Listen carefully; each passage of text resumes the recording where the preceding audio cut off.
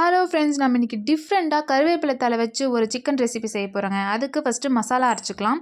அதுக்கு தேவையானது 2 table spoon கொத்தமல்லி, 1 டேபிள் ஸ்பூன் சீரகம், 1 டேபிள் ஸ்பூன் மிளகு, ஒரு பட்டை, 2 கிராம்பு, ஒரு ஏலக்காய், காரத்துக்கு ஏற்ற மாதிரி வரமிளகா, ஒரு பிரியாணி இலை சேர்த்துக்கோங்க. சேர்த்துட்டு ஒரு கொத்து கருவேப்பிலை நான் எடுத்து வச்சுருக்கேன், அதையும் சேர்த்துக்கோங்க.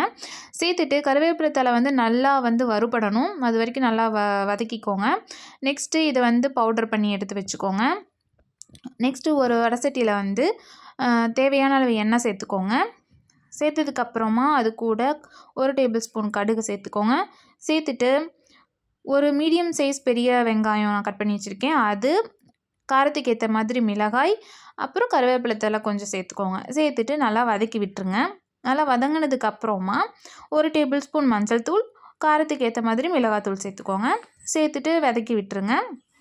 நெக்ஸ்ட்டு நம்ம க்ளீன் பண்ணி எடுத்து வச்சுருக்கோம் இல்லையா சிக்கன், அதையும் உள்ளே சேர்த்துருங்க. சேர்த்துட்டு அதில் நல்லா மிக்ஸ் பண்ணி விட்டுருங்க. உள்ளே மஞ்சத்தூள், நம்ம மிளகாத்தூள் எல்லாம் போட்டிருக்கோம் இல்லையா, அதுக்குள்ளேயே நல்லா மிக்ஸ் பண்ணி விட்டுருங்க. நம்ம தண்ணி சேர்க்க வேணாம். அதுவே சிக்கனே கொஞ்சம் தண்ணி விடும், அதனால் தண்ணி சேர்க்க வேணாம்.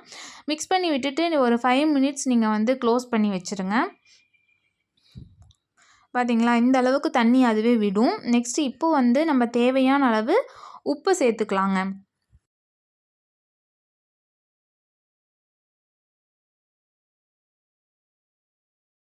உப்பு சேர்த்ததுக்கப்புறம் ஒரு 2 மினிட்ஸ் மூடி வச்சுருங்க.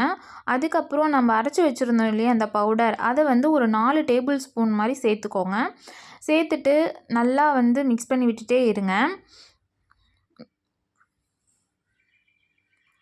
ஒரு 2 மினிட்ஸில் தண்ணி கொஞ்சம் சுண்டி வந்துடும். உங்களுக்கு எந்த அளவுக்கு வேணுமோ அந்த அளவுக்கு எடுத்து வச்சுக்கோங்க. அவ்வளோதாங்க, நம்மளோட கறி leaf chicken recipe ready. Try பண்ணி பாருங்கள். தேங்க்யூ.